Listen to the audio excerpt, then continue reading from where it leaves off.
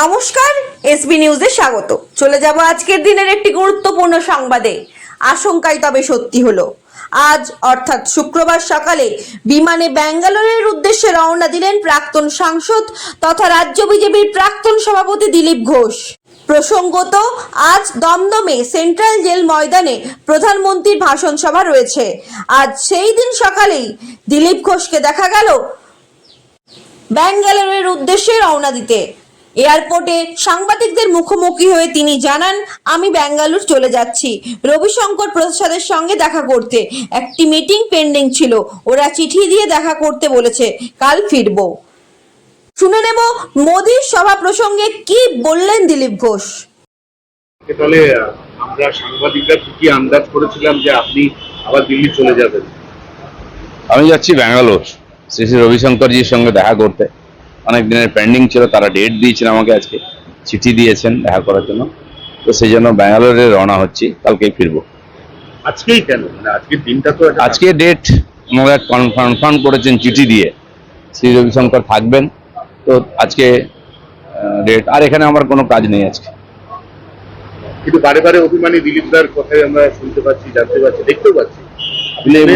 দিলীপ ঘোষ কোনো অভিমান করেনি, ছোটবেলা থেকে আজ পর্যন্ত কাজ করেছে, লোকের অভিমান ভাঙিয়েছে। প্রধানমন্ত্রী কি নিজে বুঝতে পারছেন না যে দিলীপ ঘোষ এই মানুষটি? এটা প্রধানমন্ত্রী কি বুঝছেন না বুঝছেন সেটা প্রধানমন্ত্রীর উপরে ছেড়ে দিন। পার্টি এত বড়, বহু কার্যকর্তা আমার মতো আছেন পার্টিতে, হাজার হাজার লক্ষ লক্ষ। পার্টি তাদের নিয়ে ভাবে, তাদের যোগ্য কাজ দেয়, সময়ে পার্টির প্রয়োজনে পার্টি কাজে লাগাবে। হ্যাঁ, কিন্তু একই আচরণ আপনার প্রতি, মানে আপনি দলকে না, আমার প্রতি ঠিক আছে, পার্টির তো এখন কোনো কাজই নেই, পার্টিতে কোনো প্রোগ্রাম নাই। হ্যাঁ, প্রধানমন্ত্রী আসছেন, গিয়ে ভাষণ শোনা, সে তো আমি মোবাইলেও শুনতে পারি ওনার ভাষণ, আর আসতেই থাকবেন উনি।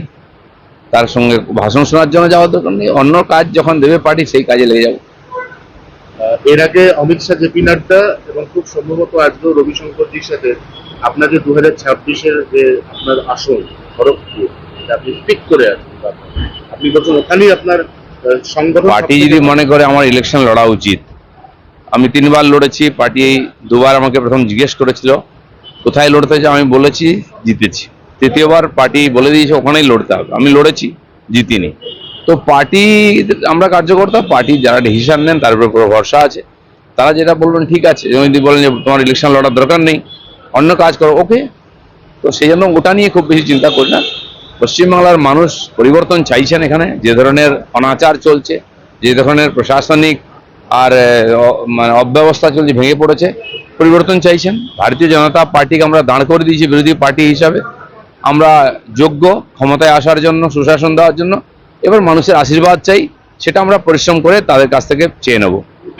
এর আগে দক্ষিণ ভারতে আমরা আঞ্চলিকতার রাজনীতি দেখেছি, অদক্ষিণ ভারতীয় বনাম দক্ষিণ ভারতীয়। 2026-এর ভোটের আগে আমাদের এই তৃণমূল কংগ্রেস দল, তারা খুব সুকৌশলে দক্ষিণের ওই যে স্টাইল, বাংলা এবং অবাংলা ভাগ করে দেবো, দিয়ে আমরা বৈতরণী পার করবো ভোটে, এরকম একটা চেষ্টা চলছে। এই ধরনের যারা, যেগুলো আঞ্চলিক পার্টি, না তাদের কোনো আদর্শ, না নীতি, না অর্থনীতি, না সংবিধান, কিছুই থাকে না।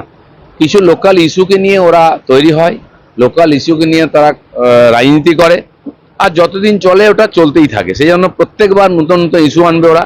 সমাজের, দেশেরও চিন্তা করে না ওরা, ওরা রাজনীতির চিন্তা করে। দেশ ভাঙলো কি থাকলো, দেশের ক্ষতি হলো কি লাভ হলো, সমাজের কি হলো, কিছু যায় আসে না।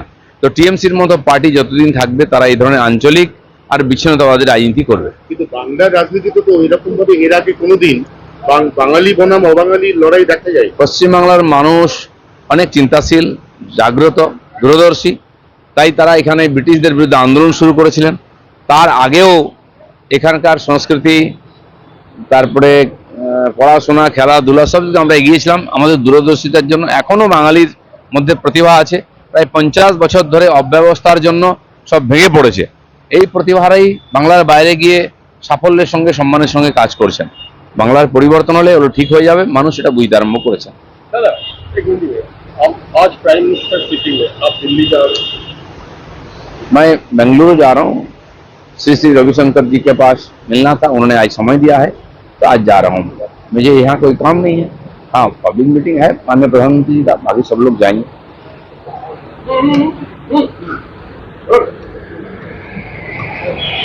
এর আগে দেখেছেন